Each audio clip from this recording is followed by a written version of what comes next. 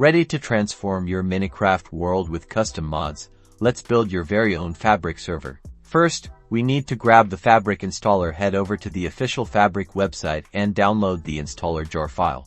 Once downloaded, run the installer, select the server tab, choose the Minecraft version you want to use, pick your Java version, and hit download. This will create a convenient jar file for your server.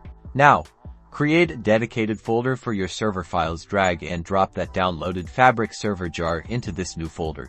To start your server, we need a startup script. Most operating systems will automatically generate a script when the jar is run for the first time. If not, you'll need to create a simple batch or shell script to launch the Fabric server jar. The first time you run the server script, it will generate essential server files, including the important EULA file. You'll need to agree to the Minecraft EULA to continue.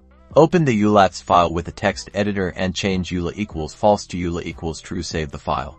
Now, run the server script again. You should see the server start up successfully, ready for connections. To play on your server, launch Minecraft with the Fabric loader. In the multiplayer menu, add a server and enter localhost as the server address you're in.